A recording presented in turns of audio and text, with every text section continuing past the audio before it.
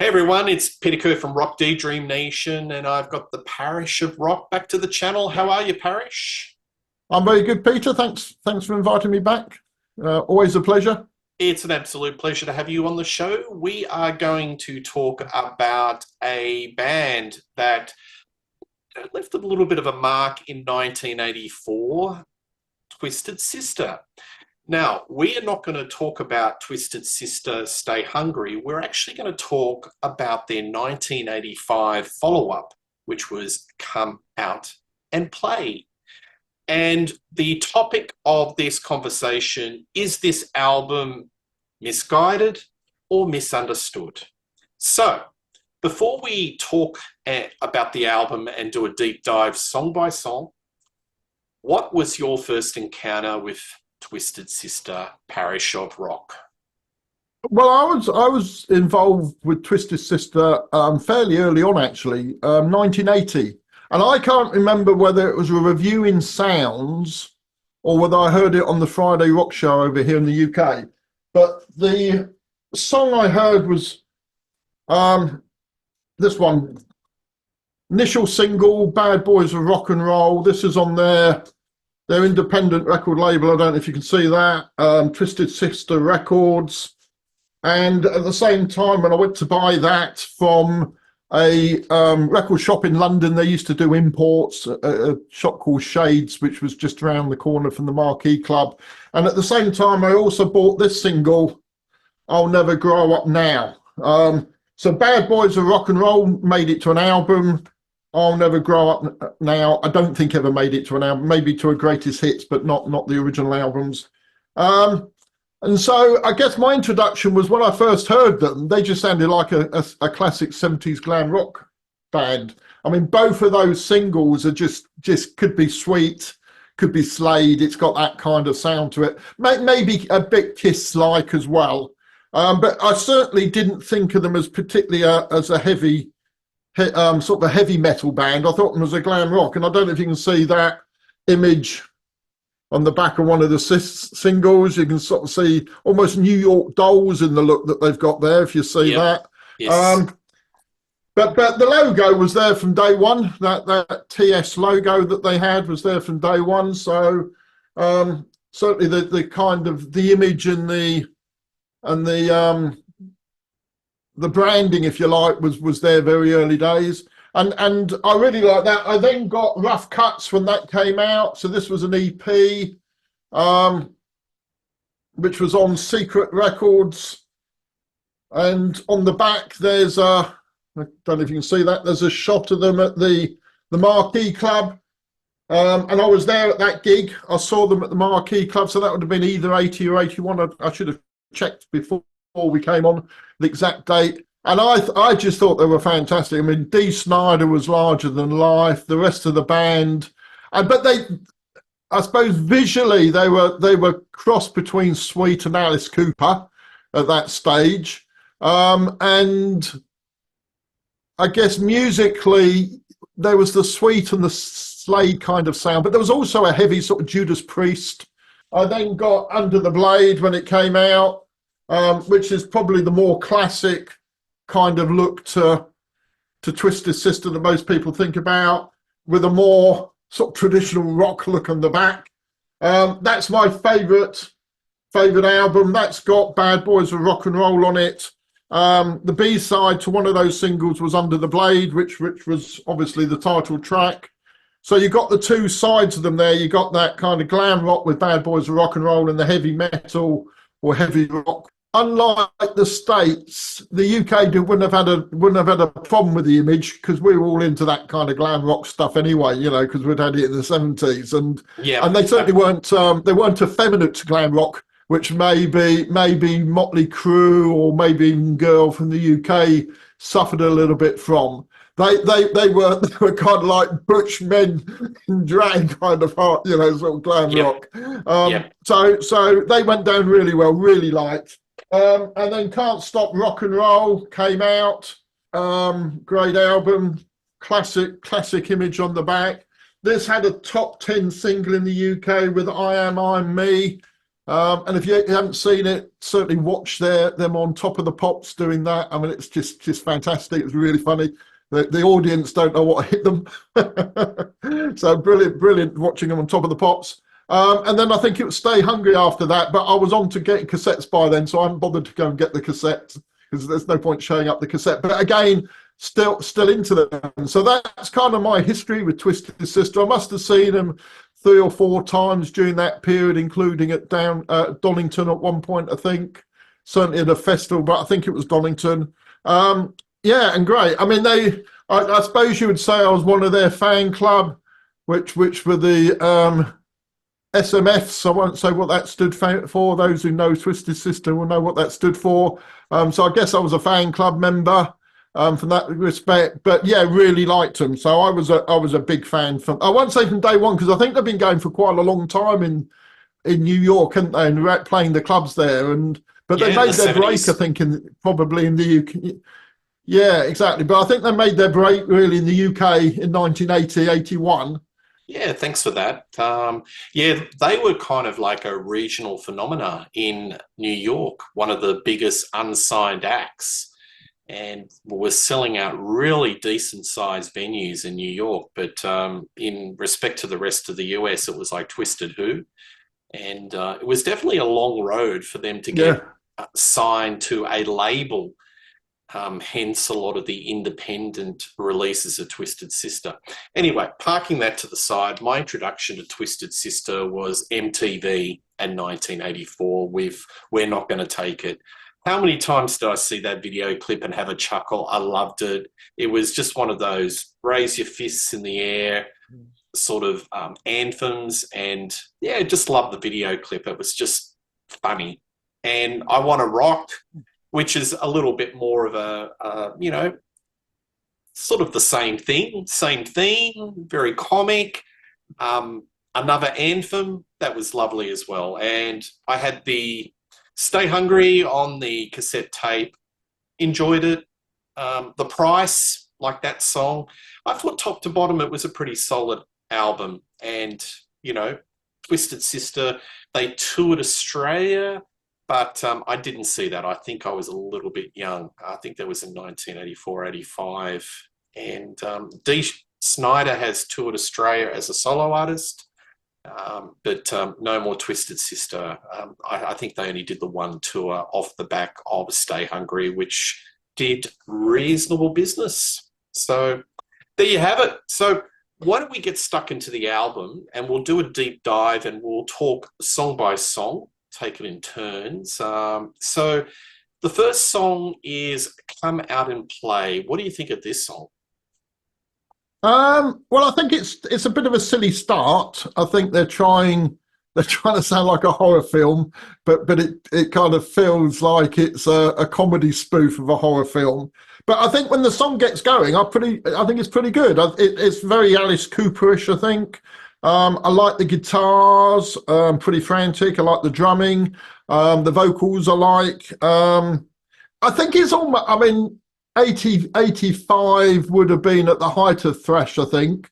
And this almost feels like it's Twisted Sister trying to be thrash when you listen to, as I say, once you get beyond that opening and you get into the song, it almost sounds like it's Twisted Sister trying to be thrash. And I think if you took off that beginning bit and it had gone straight into the song, I think it would have been it's a good opener for the album. I think it's yeah, and in some ways it sums up the album quite well because you've got that goofy beginning, which has got quite a bit of that on the album, but then you've got a really good song and quite a heavy song that then goes into it. So it almost, I suppose, in some ways, it is a good opener because it sets the scene for what's going to follow.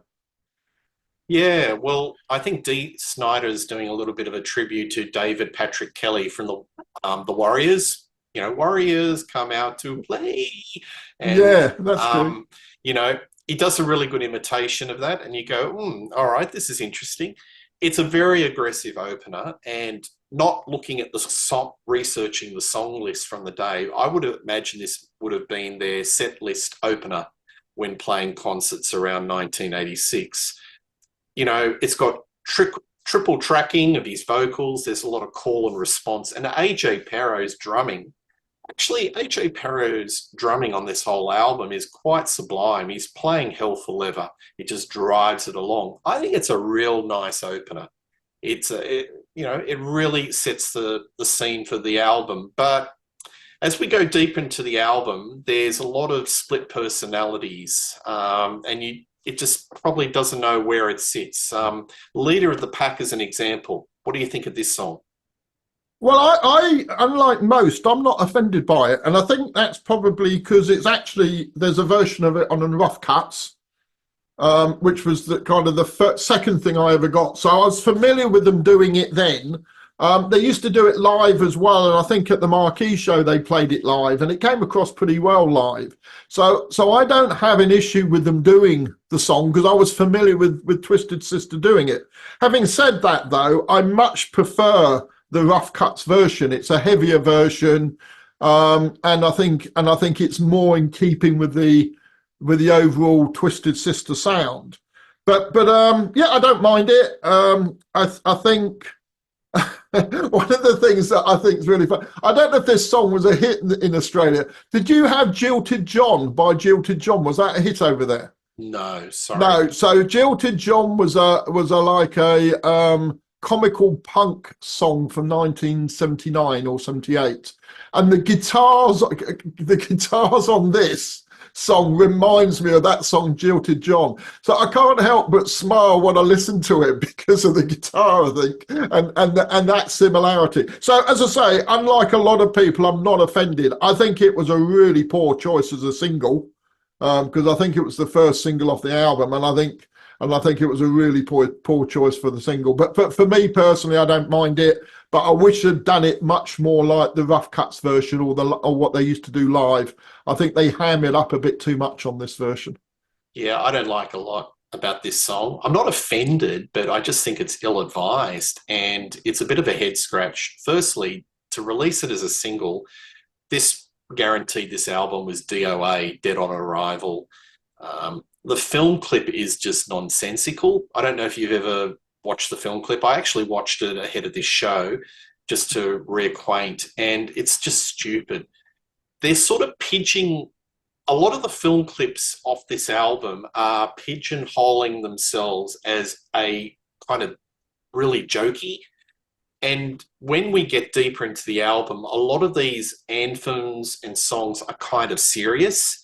So they're putting their foot on both camps, on the pop side, they're doing all this sort of jokey, humorous nonsense in the film clips and some of the musical choices. And on the other hand, they're just trying to, keep stable the new wave of British heavy metal or the metalheads that followed their career or the new metalheads that, got into Stay Hungry, etc. There's a little bit of charm with the doo-wop, backing vocals, but I just think it's just a pointless. Nothing compares to the original version of this song, and I just don't think it adds anything to it, and it's a real head scratch. It's just an ill-advised song. It's number 2 in the track listing, so it's a real, after Come Out and Play, which is a real cracker of an opener, and then they go to this, it's sort of like, the listener would be going, what am I listening to? And therefore, this is the split personality of this album. It's sort of, there's all this tonality shift where it's serious and then it goes jokey and novelty. I think it's also out of time because, as I say, they've been playing it for a long time in their set, probably from the late 70s. And if you think about the late 70s, Aerosmith did Walking in the Sands, which would have been originally, the song would have been about this time.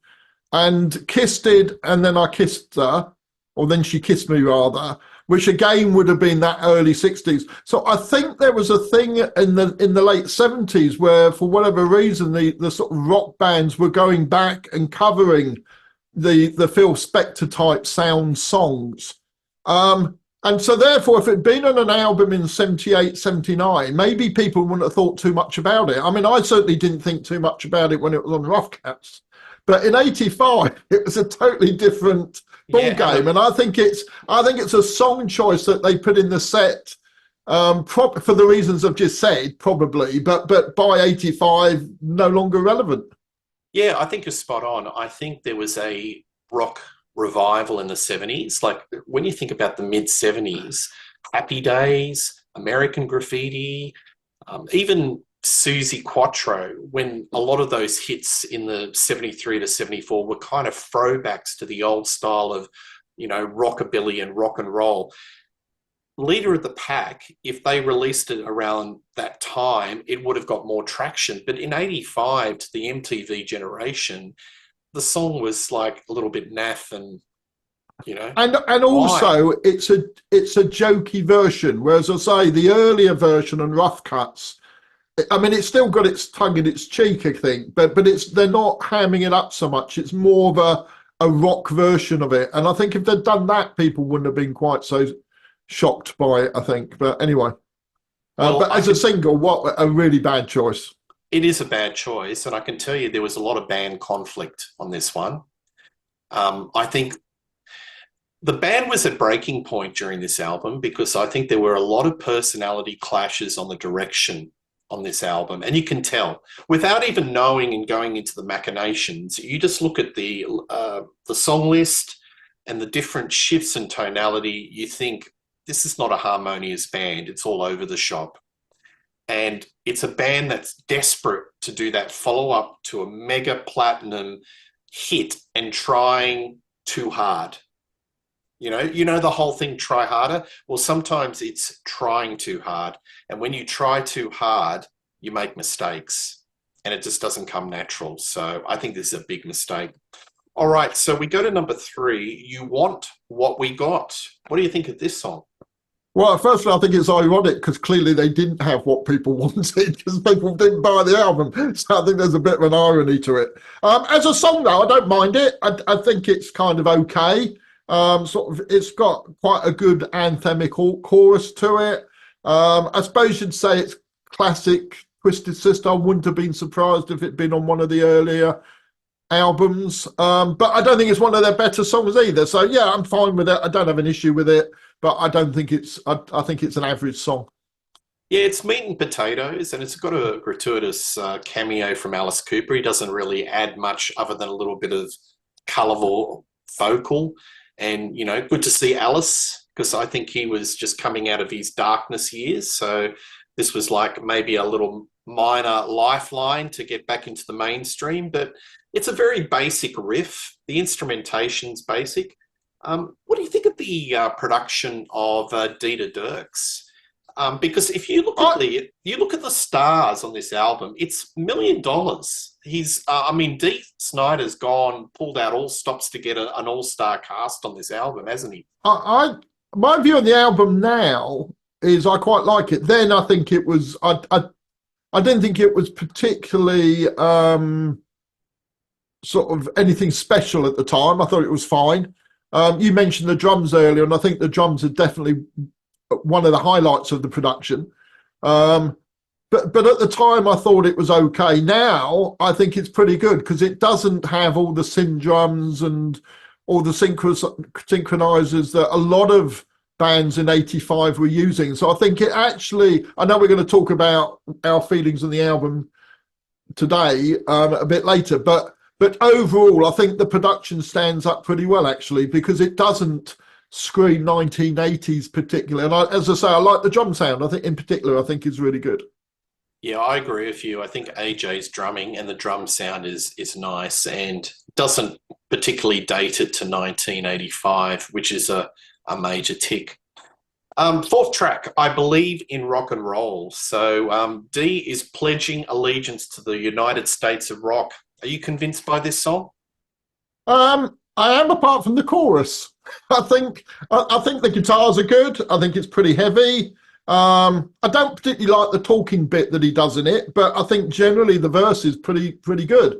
But the chorus is just so poor, just saying I believe in rock and roll over and over again. It sounds like a Gene Simmons phone-in chorus to me from about the same time, I guess. It's just, I think the chorus lets it down, but also the lyrics, I suppose the lyrics overall, You can kind of see where Jack Black and Tenacious D get their lyrics from, because you could imagine Jack Black singing this song because it's got those sort of what I would consider now to be Jack Blackisms, but I think he's taken it from people like Dee Snider, looking back. So from that point of view, the lyrics make me laugh for the chorus, but I like the sorry for the verse.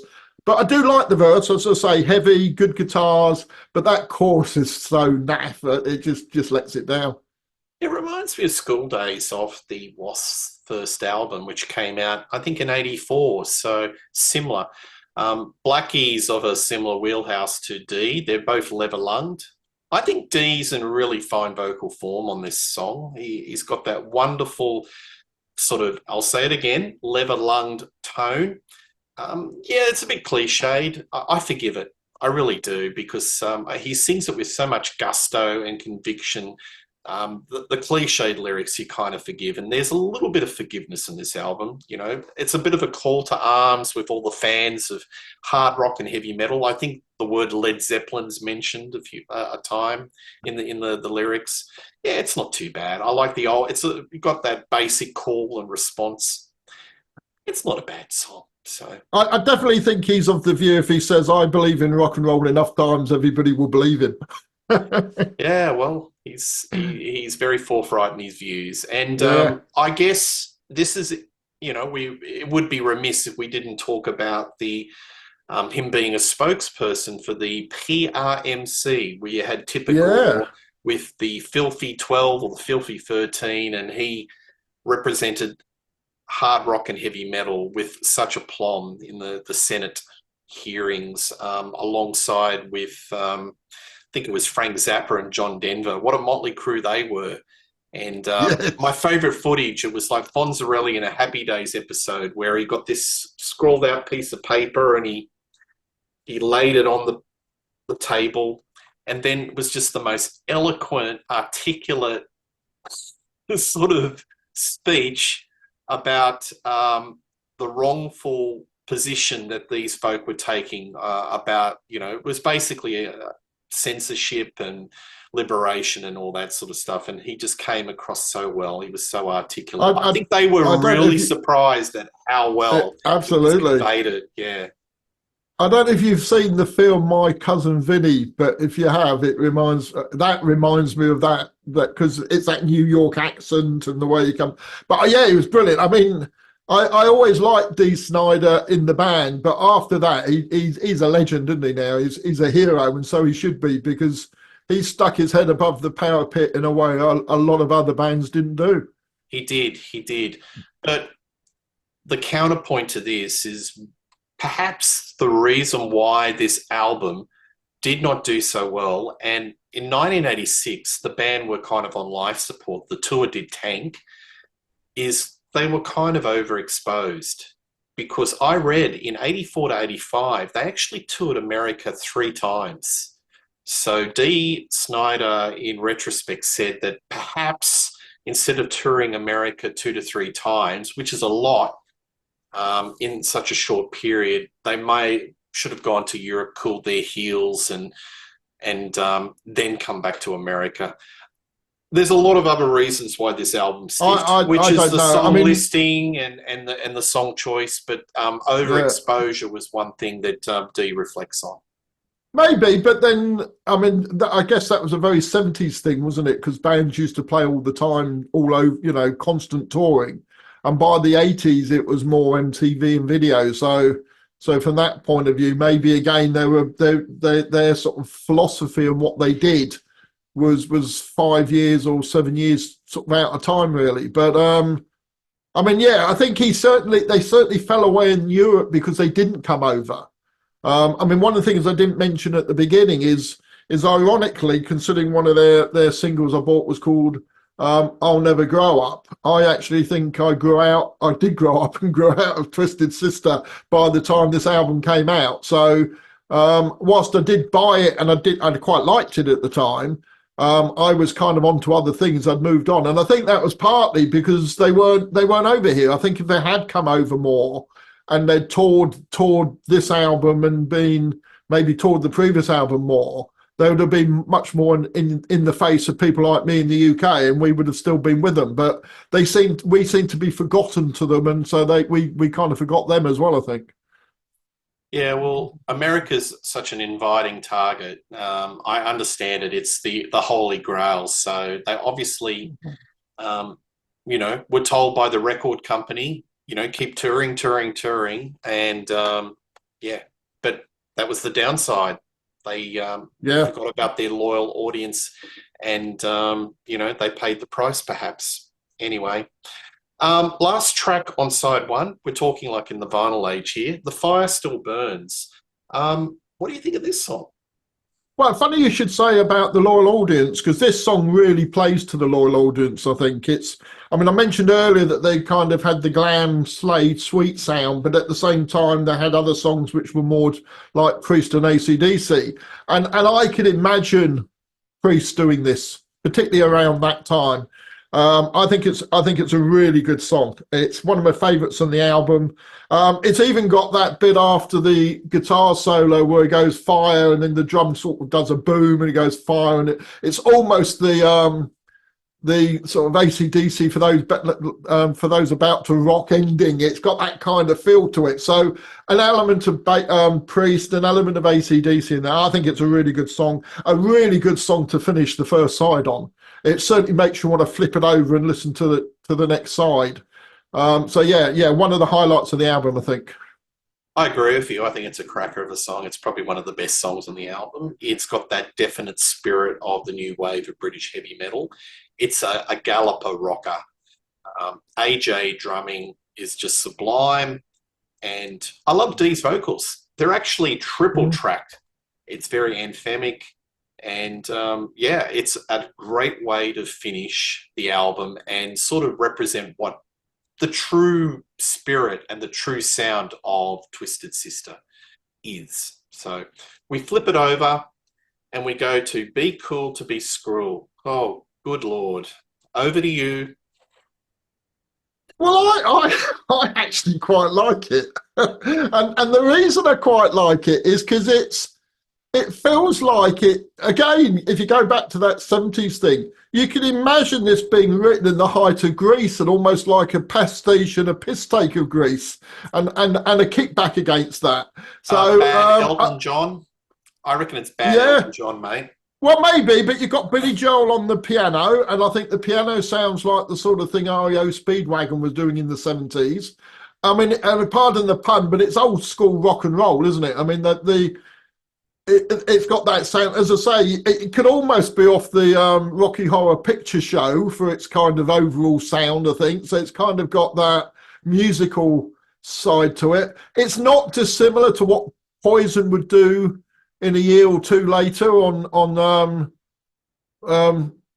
Look What the Cat Dragged In, that kind of rock and roll sound that Poison had on that first album. So it kind of, but again, it's and I think, you've got Clarence Clements on the sax, and I like the sax on it. So it's got Billy Joel, it's got what's his name, Brian Setzer from the Stray Cats on the guitar for the solo. So it's the piano, Billy Joel, Clements on the sax. So it's got a lot of rock and roll people in there, and I like it. I think it's but it's a bit of fluff. It's certainly not a single. It's certainly not your second. It's certainly not your second single after you've led with Leader of the Pack. And the lyrics are just so stupid as well. So I think, I saw a show on YouTube a little while ago where they talked about this was the jump the shark moment, picking up your Fonz reference earlier. And I think that's the case. The lyrics and everything just silly. But I think if it hadn't been a single, if it just been an album track, bit of fluff, a bit of fun, they sound like they're enjoying themselves, I'd be fine with it. But I just don't see why anybody thought it was a single. Perhaps as a Dee Snider solo album track, but Maybe. Really it's so outside the wheelhouse. That's why it's a very confusing album in shift. It's just a shift in tone. You've got this kind of novelty boogie woogie song, and it just, it's the opening track.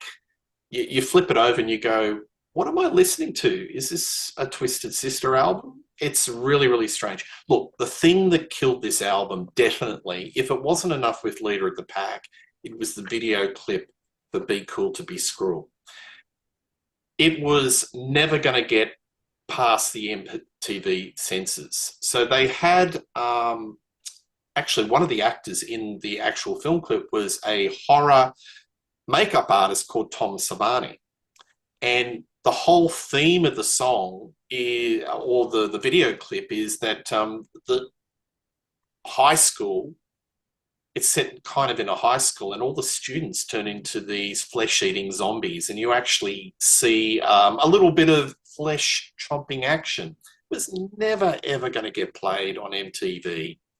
And it's really pushing the humor element, the jokiness, just way too far. And I just think people had had enough, because in Stay Hungry, you had three, I don't know, maybe there's 4 video clips, but you had definitely the 2 video clips that were jokey, and they were fun, and they suited the anthem-like sort of vibe. And then you had The Price, which I recall, which was a concert, and I think there may have been another video, but I just can't recall it. I'm sure our viewers will correct us. This one, again, they're repeating it, and they've got, Leader of the Pack was jokey, and this one is just so extreme. And,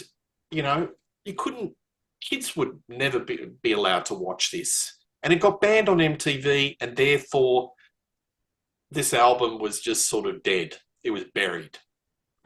Yeah, but I think if it'd been on MTV, the song would have killed him either as well. So, and I think that's the problem. You're right. If you go with Stay Hungry, they were on the right side of having fun. It didn't come across as being silly. It came across as a rock band with some anthems having fun. And then the first 2 songs that were singles from this album sounded like a band that was now just a parody of its former self, really. And if you'd been into the band previously and then heard those first 2 singles, you wouldn't go out and buy the album. You'd have just thought they'd lost the plot, and you'd kind of move on. And I was different, because those songs weren't particularly strong over here. We didn't particularly hear them. And I would have gone and bought the album just because it was Twisted Sister, so I wouldn't have really paid much attention anyway.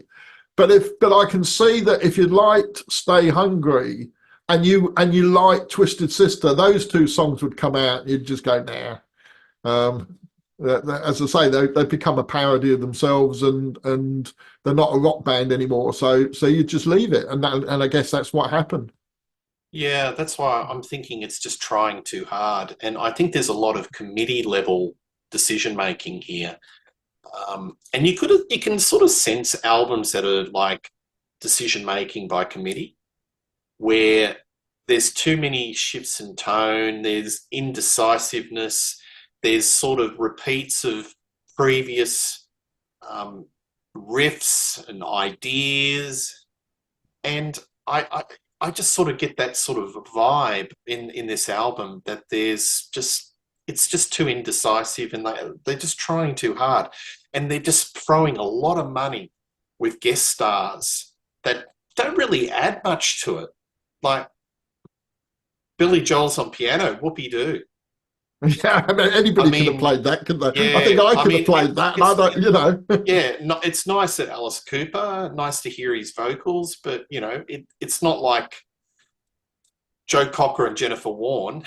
It's not like a duet. Well, and to be honest, he doesn't sound that different to Dee Snider, does he? I mean, you can tell it's not Dee, but there's no as you say, there's no kind of texture that you'd go, oh, I can see why they got somebody else to sing that bit, because it's different to what Dee would normally sing. It just doesn't make sense, really. It's like stunt casting. So they've got all these sort of guest stars, but it's all stunt casting, and maybe they might have had a big sticker on the album. I'm not sure. I don't recall it. That would have said, and special guest star Billy Joel, and But do you the think other. the Twisted Sister fans would have been interested in Billy Joel being on the album, or the Yeah, guitarist from the Stray Cats, or the sax player from no, Springsteen? I just don't think that those fans would have had an interest in it anyway. yeah, So I yeah, can't see it was selling anything. yeah. I just think the joke was taken too far, and the video clip, it was kind of grotesque, and it was never going to Yeah. pass the censors, and it killed it.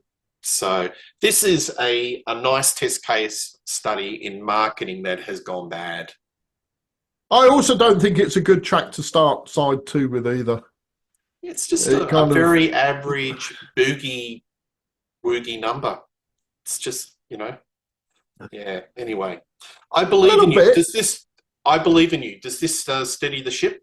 It's nothing special though. It reminds me a little bit of Kisses "I Still Love You" from Creatures of the Night. It has that similar sound to it. It's not a power ballad, which is in its favour. I think it's a normal type rock ballad. So yeah, I don't mind it, but it's pretty average, I would say. I have a different opinion. I like this song, and it reminds me of some of those ballads that you'd hear on the Scorpions albums. I was actually listening to this, and I was thinking I could imagine Klaus singing this. And when we get into the deeper tracks on side two, I'm hearing a lot of Euro metal, a lot of Scorpions, a lot of less American hard rock heavy metal, but a lot of European influence coming in. So there's a bit of a flurry in this album after the travesty of "Be Cool to Be Screw." Then it comes into a little bit of a home stretch of Euro metal. But yeah, I think it's sung beautifully, and it's a nice heartfelt performance. And this could have been, if they properly executed the release of singles and the right songs, this could have been a hit. I seriously, you know how a lot of those bands in the mid '80s they had a hard rock song, then it follow it up with a power ballad. This could have been like the 1-2 punch. But what was the first single off the album? Maybe we'll talk about that at the end of the Uh, show. we'll we'll come to that in a minute. Yeah. Yeah, Yeah, well, as I say, decent enough. I just think it's a bit average. That's all. But I certainly take your points. Sorry, your Scorpions sort of analogy, because yeah, it is that kind of song. Yeah, yeah. If you definitely. close your Um, eyes, you could imagine Klaus singing this. Definitely. Yeah. Yep. Okay, and number 8 is "Out on the Streets." I think this is where Bon Jovi got their template for those early albums. To be honest, I wrote down particularly Dokken. I wrote well, there Dokken. you go. So that pre-chorus and chorus, I think, is I would say it is out the Bon Jovi book of songwriting. But to be fair, this probably came first, and Bon Jovi probably were listening to this. I like it. I think the vocals are good. I think the guitars are good. I think the drums are excellent on it.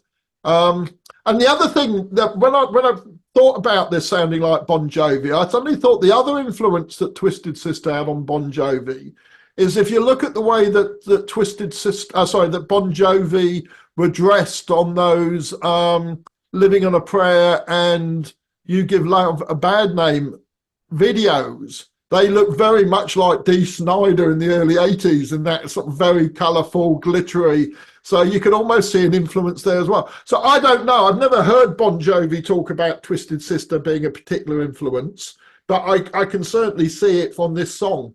I think this could quite easily sit on the first couple of Bon Jovi albums, I think. It's melodic. It's got a lot of verve. I don't mind it at all, but yeah, it reminded me of a Dokken song, and I know that Don Dokken sang backup vocals on this album, so I get a feel maybe he might have sung some backing vocals on this one. Anyway, I like it a lot. Number 9, "Looking Out for Number 1." What do you think of this one? I think this is my favourite song on the album. I think this should have been the first single, in my view. I think it certainly in the UK, it has that same vibe as I'm Me" to it. It's got that same kind of chorus, that big sound. I think it would have gone well also after the singles from the previous album. I think this was the kind of song the fans would have been looking for. So I think this would have drawn the fans into the album rather than pushed them away. I think it's got a lot going for it. I think the lyrics are really good. Funny enough, I think it's got kind of two choruses. Um, in it, it's got the rock and roll bit of the chorus, which sounds almost AC/DC with its backing vocals, and then it goes into the main chorus about looking out for number one, which sounds a bit more sort of typical Twisted Sister. Yeah, my favourite song on the album. I think it's a really good song. Well, I see it differently. I think that they're running out of steam with raising their fists in the air. I think they're going to have muscle ache. It's the second last song, so the lyrics are a little bit sort of cliched. It's a bit generic and a little bland. So sorry, I see it differently. But Yeah, there's so many raise your fists in the air. I think they're like, oh, come on. And luckily, the 10th song, Kill or Be Killed, is, in my opinion, like an outrider. What do you think of this one? I really like it. I think this is the song they should have started side two with. It's really Yes. powerful, fast and furious. Almost sounds like early Iron Maiden, the Paul Di'Anno era Iron Maiden to me. I love the growling vocals. I love the guitar. I think it's really good. Certainly one of the top three songs on the album. Very good. And again, I think this should have been a single. I think it's really good. Yeah, I think this is probably one of the best songs on the album, and they leave it to the last. And it's sort of like that last Saxon album that we covered, where they leave a rocker, a real ball-tearing rocker, right to the end. And it's like the record company doesn't have the confidence to have it right in the top of the song list, and they push it right to the end before you lift the needle, and that's the end of the record listening experience. It's got a lot of spirit of their earlier albums, like Under the Blade, You Can't Stop Rock and Roll. I think this is like a real, genuine Twisted Sister sort of sounding song, but a little bit heavier, perhaps. But again, it's the 10th song, and let's look back at those 10 songs. There's just so much tonality shift. Can you believe that they finished with Kill or Be Killed and then started it with something so tepid like Be Cruel to Your School? It's inconceivable. Got one. Yep, There's one other song actually it was a bonus track that's on the version I've been listening to, King of the called Fools? King of Fools, which I think is really good. And why that wasn't on the album proper, I don't know. It's kind of a classic 6.5 minutes 70s hard rock epic for me, Yes. and I think it's really good. And I think it would have fitted in really well into the album. They could have dropped a couple of the other songs that we spoke about earlier. Put this on because it's longer. Probably would have taken the place of Leaders of the Pack and Be Cruel to Your School. Take those both off. Put this one in its place, and I think you would have had a totally different album. I think it's really good. And why, as I say, why it was a bonus track and not a track proper, I don't know. Yeah, well, there you go. To me, it just reiterates my feeling that there was a lot of conflict in the band and decision making on this album. And it's a wall of sound, that song. So the production is like, Dieter always has this big sounding albums, like Love at First Sting. I always think of that epic heavy metal song, and it would have been much better if it was on the album. Would have fit in quite nicely. So there you have it. This album. What do you think of it with 2024 years? Well, as I said, I quite liked it at the time, but I think I kind of played it probably for about a month in the car and amongst other things, and then kind of moved on to other things, and so I haven't really heard much of it for a long time. So going back to it, I enjoyed it. As I said earlier, I thought the production was good. It certainly doesn't sound dated at all. I thought the drums were fantastic. I thought JJ's guitar was really good. Um, and Mark Mendoza's bass, I thought on a couple of the tracks really stood out and was good. And I think Dee's vocals at times are really good. He's kind of got a real growl and viciousness in some of the songs. And then what lets it down, as we've said, really is I mean, you put it very well that it's kind of an album that's doesn't know what it wants to be. So it's a bit schizophrenic, isn't it? Really, as an album. And I coming back to it, I reminded me of why I liked Twisted Sister at the time, because it has got some glam rock bits that I like. It's got that AC/DC Judas Priest sound that I liked. And as I say, I wasn't particularly upset by Leader of the Pack or by Be Cruel to Your School. But if ever there was misjudged, I mean, that last song, King of the Falls, I think the King of the Falls was the person who decided to actually put those two out as singles, to be honest, because that was such a bad decision. And there was, whether it's my choice or your choice, but there's some other much better singles, I think, which would have drawn the fans in. And I think if they'd done that, it could have been a different story, particularly if those two songs weren't on the album. I mean, I think it could have been quite different. And I think if they'd played the album differently, put a Kings of Falls in there, I think certainly, and they'd come over to Europe, I think they'd have done pretty well with the album, because it's certainly heavy enough in most places. It's just silly, and that's the problem. That's what lets it down. And they were always on that line, weren't they, Twisted Sister, between being daft and being taken seriously. And I think they rode the line pretty well up to this point. And at this point, and then the next album even more, they became parodies of themselves, and certainly on those two songs we spoke about, and they lost the plot a bit, and it's a shame really, because I think they are a good heavy rock band, and this has got those moments on there. So overall, I like the album. I don't love it, but I do like it, and I think it's a pretty good album. Yeah, well said.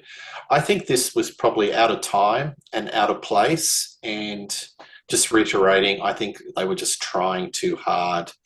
And Dee Snider is a very charismatic frontman. He is a wall of force of nature, very forceful, in your face sort of personality. And I don't quite get enough of that personality in this album. There's too much blandness, especially in the singles. You think it's kind of middle of the road, and this is not the Dee that I like. However, it's not half bad. There are some really strong tracks. So I guess there's a narrative out there that this is a stinker. It's not a stinker, but it's not a great album. It's probably halfway in between. So I'll take the positives and run with it. It definitely needs a little bit of reappraisal, but it's no masterpiece. And one thing we've got to talk about Twisted Sister, musically they're not brilliant, but they combine well. The personalities and the synergy of these individuals as a unit combine well to be a really solid rock band. And I just think that there was just too much going on in different directions, and they sort of lost focus. Folks, if you want to hear what Twisted Sister are really like, Under the Blade or You Can't Stop Rock and Roll, they're probably that's the benchmark albums. And look, Lemmy from Motorhead, he was a big supporter, because I remember when I read a story that Twisted Sister were about to go on stage to a festival and the crowd were baying for blood. And Lemmy came out and said a little speech and said, set them straight with a few four-letter words. And Dee Snider won the crowd over. And, that's no mean feat. So there you go. Anyway, I think... I'd add what you just said, actually, because I hadn't thought of it until you just said it. But you're right. It lacks the personality of Twisted Sister that the earlier albums had. So whilst it's got, as I say, I stand by what I said about it being a decent rock album in most places, but yeah, it doesn't stand out as a Twisted Sister album like those earlier albums does. And I think you're right, it lacks that personality. And where they try to put the personality in with to Be Cruel to Your School, it just doesn't work. Yeah, you got to have the personality. I'll compare it with Wasp's first album. That's Blackie Lawless's personality. I sort of have a semblance of who he is. There are other albums in Twisted Sister. You sort of get that Dee Snider in your face, but there's too much middle of the road stuff. Anyway, but there is half some really solid, decent songs, but that's just not enough to, get them over the line. Anyway, Misguided or Misunderstood. Folks, you tell me. Put your comments down. Thanks, Parish of Rock. Always a pleasure to get you on the show. Yeah, great He's to be on the here. Contrarians. Definitely he will be doing more shows with me in 2024. We'll pick some album, pull it apart, dissect it, get the microscope out, and just talk about, maybe some albums that, folks have just forgotten about. I'm sure people don't really talk about Come Out and Play that much, do they? I know the Parish had to, go in his attic and look for it. I'm glad he found it. Played it in the car a bit. But please like and subscribe to Rock Daydream Nation. Put your comments. Tell us what you like. What's your favorite Twisted Sister album? Do you like this album? I don't know.